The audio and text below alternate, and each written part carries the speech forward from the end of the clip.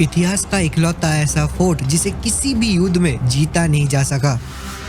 एक ऐसा फोर्ट जिसकी सिक्योरिटी इतनी थी कि इसके अंदर तक पहुंचना इम्पॉसिबल था। एक ऐसा किला जिसके लिए एक राजा ने दिल्ली से महाराष्ट्र पे अपनी राजधानी बदल लिया था, और इसी एक किले की वजह से ही इस शहर का निर्माण किया गया था। This is the unbeatable fort of India, Devagiri fort, जिसे आज हम दौलताबाद फोर्ट के नाम से भी जानते हैं। देवगिरी फोर्ट, जिसे यादव वंश के राजा बिल्लभन पंचम ने 12वीं सेंचुरी में बनाया था, और इसे बनाने के पीछे का मकसद था कि एक ऐसा किले का निर्माण जहां तक कोई भी शत्रु किसी भी तरीके से पहुंच ही ना पाए।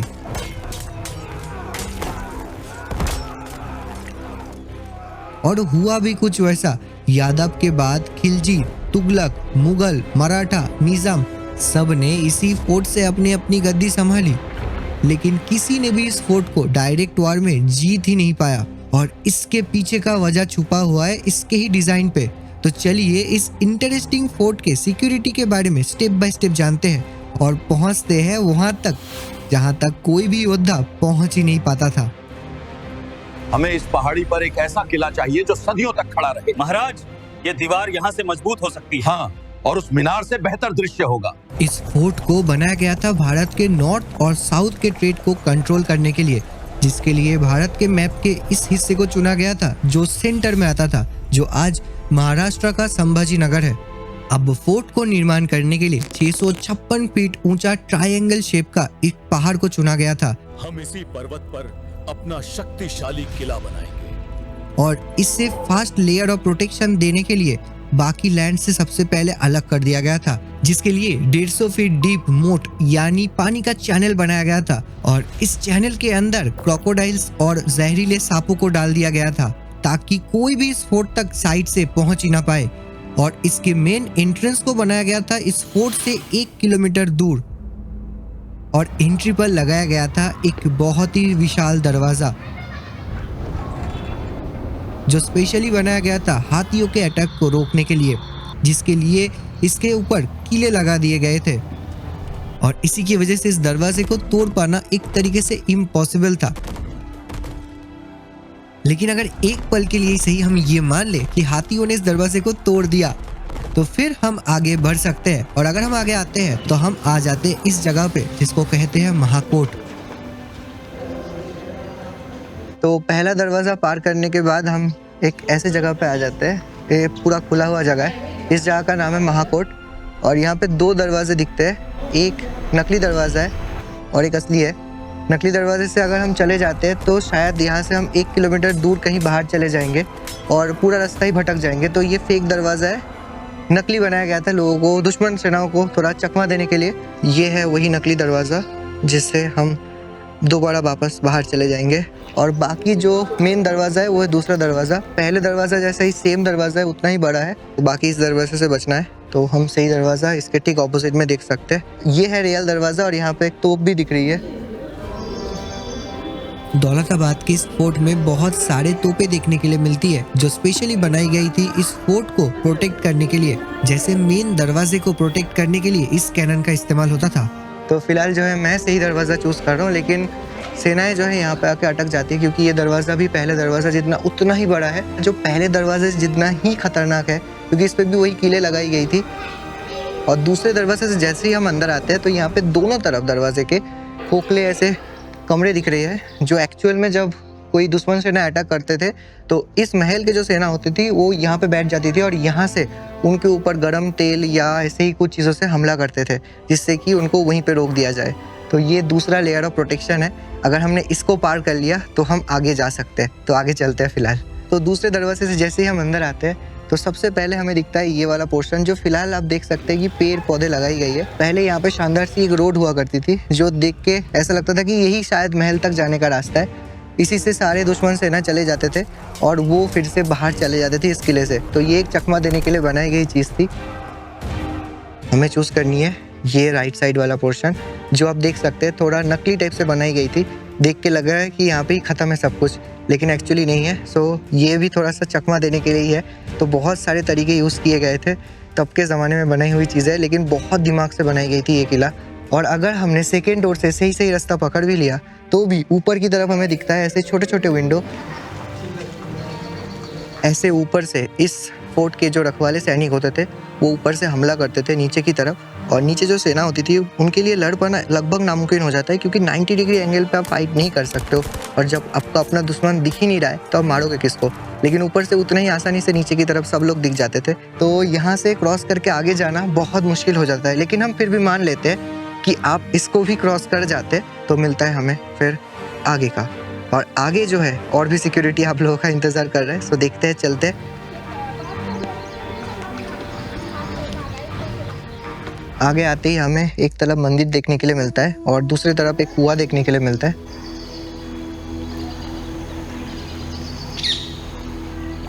तो इस विशाल कुएं का नाम है सरस्वती वेल, और फिलहाल तो इसका पानी बहुत कम दिख रहा है, लेकिन यहाँ पे और भी ज़्यादा पानी हुआ करता था, और इसी कुएं के पानी से यह मंदिर में पूजा होती थी, और उस मंदिर को औरंगजेब ने तोड़ दिया था। तो फिलहाल जो है मंदिर तो नहीं है, लेकिन कुआं है उसके जगह पे, और बहुत ही विशाल कुआं है ये, बहुत शानदार है।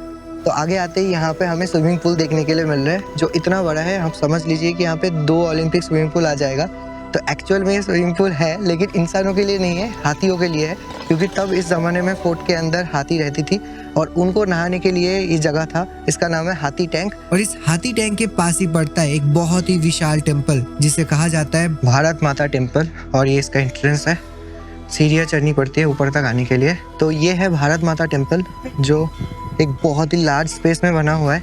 तो इसके बारे में बहुत सारे कंट्रोवर्सीज भी है, जैसे कि ये पहले एक मंदिर हुआ करता था और उसको तोड़ के बाद में इसको मस्जिद बना दिया गया, और फिर बाद में मंदिर और मस्जिद का विवाद इतना हो गया कि सरकार ने सोचा इसको दोनों से हटा के भारत माता का टेम्पल बना देते, जो ऑफकोर्स इकलौता भारत माता का टेम्पल है और यहाँ मौजूद है इस दौलताबाद फोर्ट में।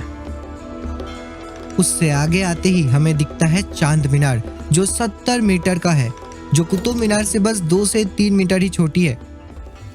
सन 1294 यानी 1294 में इस किले को अलाउद्दीन खिलजी ने जीत लिया था। मेरे आदेश का पालन किया जाए। लेकिन उन्होंने भी इस फोर्ट को सीधा सीधा वार में जीत ही नहीं पाया था, जिसके लिए उन्होंने 6 महीने के लिए अपने सेना को इस किले के बाहर ही बैठाया रखा था। साथ में इस किले के अंदर तब शासन कर रहे राजा के सेनापति को भी पैसों से खरीद लिया था। ये सोने और पैसे का ढेर आपका होगा यदि आप मेरे साथ शामिल हो जाते हैं। मैं आपका प्रस्ताव स्वीकार करता हूँ। क्योंकि बाहर दुश्मन सेना घात लगा के बैठी हुई थी, और फोर्ट के अंदर की बेसिक सारे सुविधाएं जैसे अनाज पानी सब जब खत्म हो गया तो राजा को फिर सरेंडर करना ही पड़ा, और इसी अलाउद्दीन खिलजी ने यहाँ इस चांद मीनार को बनाया था। तो मेन गेट से अभी हम इस रास्ते पे चल रहे हैं। ये पूरा 1 किलोमीटर का लंबा रास्ता है। तो 2 मेन दरवाजे और 1 किलोमीटर का लंबा रास्ता तय करने के बाद अब हम एंटर कर रहे हैं कालाकोट में, जहां तक आते आते लगभग दुश्मन के सैनिक खत्म हो जाते थे, और इसी वजह से इस दरवाजे को कहा जाता था मौत का दरवाजा। तो इस जगह को कालाकोट क्यों कहा जाता था मैं आपको समझाता हूँ। तो यहाँ पे अंदर आते ही आपको एक सबसे पहले एक बड़ा फ्री स्पेस दिख रहा होगा, जो पहले कभी एक दरवाज़ा हुआ करता था, फिलहाल इसको बंद कर दिया गया है। काले कोट के दरवाजे से अंदर आते ही सबसे पहले यहाँ पे एक दरवाज़ा दिखता है, जो फिलहाल तो खुला है, लेकिन उस टाइम पे इसको बंद कर दिया जाता था। ये बंद देख के जो दुश्मन सेना होते थे वो सोचती थी कि जो बड़ा वाला दरवाज़ा है यही सही दरवाज़ा है, तो वो जो है इस दरवाजे से चले जाते थे। और ऊपर की तरफ एक केज हुआ करता था, जो जैसे ही यहाँ से सेना चली गई तो वो नीचे आ जाता था, तो सब लोग अंदर अटक जाते थे। लेकिन फिलहाल उसको हटा दिया गया है और दरवाजे को भी बंद कर दिया गया है। तो यही जो छोटा दरवाज़ा है यही सही दरवाज़ा है, फिलहाल खोल दिया गया है और हम इससे आगे जाएंगे। तो आप सोच सकते हैं कि कितना लेयर ऑफ सिक्योरिटी है। और इस जगह को कालाकोट इसलिए कहा जाता था क्योंकि इस जगह पे आके सब लोग बंद पड़ जाते थे और अंदर तक नहीं जा पाते थे। तो हम पकड़ लेते हैं, हम इसको भी क्रॉस कर जाते हैं और हमको आगे जाने के लिए मिल जाता है। तो चलते हैं आगे, देखते हैं और क्या क्या है इंतज़ाम रोकने के लिए हमें। दुश्मन को दूर से रोकने के लिए इस फोर्ट पे लगाई गई थी काफी सारे तोपे, जिनमें से आती है ये एक तोप जिसका नाम है मेंढा तोप। मेंढा यानी भेड़, इसलिए आप देख सकते हैं कि इस तोप के पीछे वाले साइड में भेड़ की फेस आपको दिख रही है। और ये तोप 1 से 1.5 किलोमीटर दूर तक वार कर सकती थी, जो काफी खतरनाक थी उस जमाने के हिसाब से। अब एंट्री पॉइंट से लेके यहाँ तक पहुँचने के लिए किसी को भी 1 किलोमीटर का रास्ता तय तो करना ही था, लेकिन दुश्मन को उससे पहले ही रोक देने के लिए इस तोप का इस्तेमाल होता था। और अगर अगर यहाँ तक भी आके आप बच गए तो आता है सिक्योरिटी का नेक्स्ट लेवल, क्योंकि काला कोट के बाद आके आपको दिखती है एक ब्रिज। शायद आपने भी मूवीज में कई बार देखा होगा, पुराने जमाने के महलों में अटैक के दौरान ब्रिजेस को ऊपर खींच लिया जाता था। ये भी कुछ वैसा ही कॉन्सेप्ट है, जहाँ ये ब्रिज इकलौता रास्ता है आगे इस फोर्ट तक पहुँचने का, जिससे ऊपर कर दिया जाता था अटैक के दौरान। फिर अगर फोर्ट तक पहुँचनी हो तो बस एक ही रास्ता रह जाता था, इस 150 फीट के गहरे खाई को पार करना, जिसमें रहते थे भूखे मगरमच्छ और जहरीले सांप। तो आप सोच ही सकते हैं कि यहाँ से आगे जाना कितना ज्यादा मुश्किल था।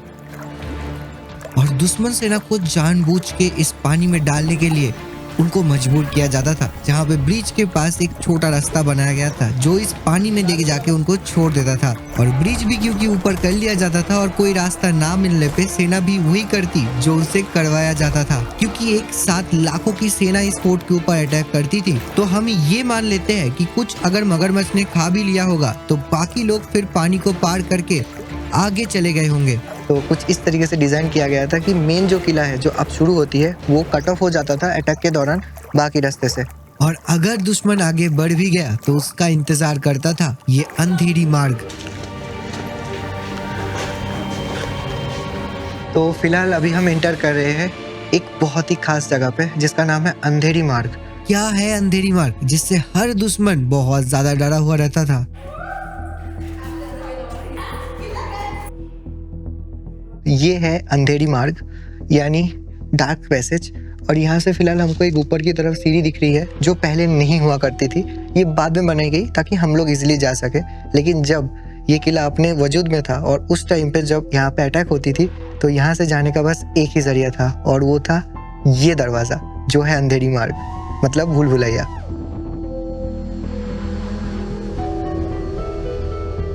तो अभी हम एंटर कर रहे हैं लाइट से डार्कनेस की तरफ। और यहाँ पे अब जो लाइट थोड़ी बहुत भी हमें दिख रही है वो इसलिए क्योंकि ये दरवाज़ा खुला हुआ है और चारों तरफ लाइट का इंतज़ाम किया गया है। दूसरे टाइम पे यहाँ पे पूरा अंधेरा होता था जिसको हम बोलते हैं कंप्लीट डार्कनेस। हमें रास्ता नहीं मिल रहा है। हम कहाँ हैं? ये क्या है? और इस भूल भुलैया के अंदर आपकी भी आंखें चौंधिया जाती है। और इसके अलावा इसके अंदर ऐसे डिजाइन बनाई गई थी कि दुश्मन सेना बस यहाँ पे भटकती रहती थी और उनको सही रास्ता कभी नहीं मिलता। लेकिन जो दिखता था वो था ये छोटे छोटे छेद से आते हुए रोशनी, जिनको देख के वो उनकी तरफ भाग के चले जाते थे। और यहाँ पे ऐसे कुछ जगहों पे आपको ऊपर से लाइट आती हुई दिख रही होगी। एक्चुअली ये जो जगह होती थी ये जानबूझ के बनाई जाती थी। जो लाइट देख के लोग आते थे नीचे और ऊपर से गर्म पानी या तेल डाल दिया जाता था उनके ऊपर। तो बचा कुचा दुश्मन सेना यहीं पे भटक के और गर्म तेल से जल के तरफ के यहीं पे मर जाते थे और तब उनके डेड बॉडी को इस 150 फीट के गहरे पानी में डाल दिया जाता था। लेकिन अगर वहां से कोई बच गया तो ही वो ऊपर तक जा पाएगा और इतना तक आते आते सारे दुश्मन मर जाते थे। तो इसीलिए इसको कहा जाता है इस किले का आखिरी सिक्योरिटी, इसको पार करना इम्पॉसिबल है। तो ये है मौत का कुआं भूल भुलैया। सो बहुत ही खतरनाक था ये एक्सपीरियंस। अभी फिलहाल तो अंधेरा कम है फिर भी इतना खतरनाक लग रहा है, तो उस टाइम पे सोच सकते तब कैसा लगता होगा। एक्सट्रीम सिक्योरिटी जिसको कह सकते हैं हम, Z++++ लेवल की वो थी इस किले में। हाइपोथेटिकली भी सही, लेकिन अगर मान ले कि आप इससे भी बच गए तो कॉन्ग्रेचुलेशंस, आपने वो कर दिखाया जो कोई नहीं कर पाया आज तक। अब आपको मौका मिलता है इस किले के मेन महल तक पहुंचने का, जहाँ पे राजा भी रहते थे। और अगर किसी ने भूल भुलैया भी पार कर लिया तो उसके बाद उसको चढ़नी पड़ती है कुछ 500 सीढ़ी, जो इतना थका देने वाला होता है कि आप मान नहीं सकते। मेरा लिटरली शरीर पूरा थक चुका है, इतना ज़्यादा टफ है ये। और अगर आपने ये कर लिया तो आपको रिवॉर्ड मिलता है। तो आप पहुंच सकते हैं इस जगह पे जिस जगह पे राजा खुद रहते थे, और इस महल का नाम था 12 द्वारी। और इस पैलेस को 12 द्वारी इसलिए कहा जाता था क्योंकि यहाँ पे 12 दरवाजे हैं। तो ये भी थोड़ा भूल भुलैया टाइप का ही है, लेकिन काफ़ी शानदार है ये देखने में। और इतना मेहनत, इतना सब कुछ करने के बाद भी इस किले को तब तक नहीं जीता जा सकता है जब तक हम यहाँ पे पहुँच के झंडा नहीं गाड़ देते, जिसके लिए हमें मेन महल से फिर और ऊपर तक जानी पड़ती है। और कुछ सीढ़ियाँ और चढ़ने के बाद हम आ पहुंचते एक ऐसे जगह पे जहाँ पे रखी है उस जमाने की सबसे खतरनाक तोप, जिसका नाम था दुर्गा कैनन। और ये 3 से 4 किलोमीटर दूर तक वार कर सकती थी, जिसके रेंज में पूरा दौलताबाद का शहर ही आ जाता था। लेकिन आपको यहाँ तक आके अपने किंगडम का झंडा लहराना था। और अगर किसी ने ये कर दिया तो कॉन्ग्रेचुलेशंस, आप वो कर चुके हैं जो आज तक किसी ने नहीं किया है। आप the unbeatable fort of India Devagiri fort को कॉन्कर कर चुके हैं, जो करना आज तक तो पॉसिबल नहीं हुआ है। आज के ज़माने में हमें और आपको क्या चाहिए ज़िंदगी में? एक बड़ी गाड़ी, एक बड़ी घर। लेकिन ज़रा सोचिए उस राजाओं के ज़माने की बात, जब इस किले के ऊपर शिखर में झंडा लहराने का मतलब था इस पूरे एरिया पे कब्जा, या फिर आप बोल सकते हैं पूरे हिंदुस्तान में कब्जा, जिसको जीतने की इच्छा तो सभी राजाओं में था, लेकिन इसको सीधी तरीके से वार में कोई नहीं जीत पाया। तो कुछ इस तरीके का हिस्ट्री रहा है अपने महाराष्ट्र का। और एक बहुत ही इंपॉर्टेंट बात कि अगर आप सोच रहे हैं कि आप यहाँ पे आके वीडियो कर सकते हैं, तो ये बहुत मुश्किल वाली चीज़ है, क्योंकि यहाँ पे अलाउ नहीं है। ऊपर से बहुत रूल्स है। अगर अलाउ भी है तो जैसे आप कैमरे को किसी एक जगह पे रख नहीं सकते हो, आपको कैमरा हमेशा हाथ में लेके रखना पड़ेगा। तो मैं यूज़ टू नहीं हूँ इस टाइप के वीडियो बनाने में, लेकिन करना पड़ रहा है क्योंकि इस फोर्ट को तो मैं छोड़ नहीं सकता हूँ देखे बिना। लेकिन यहाँ पे वीडियो बनाना बहुत मुश्किल है। तो I hope you guys will appreciate this work and share this to your closed ones, ताकि सबको पता चल सके अपने महाराष्ट्र में, अपने इंडिया में एक ऐसा किला है जिसके बारे में इंडियंस ही बहुत कम जानते हैं। लेकिन देवगिरी फोर्ट अपने सिविल इंजीनियरिंग, डिजाइनिंग और स्ट्रॉन्गनेस की वजह से वर्ल्ड हिस्ट्री में भी अपना नाम दर्ज कर चुका है। और चैनल को भी सब्सक्राइब कर लीजिए, क्योंकि ये हिस्टोरिक महाराष्ट्र का 2nd एपिसोड था। मिलते हैं अब नेक्स्ट एपिसोड में।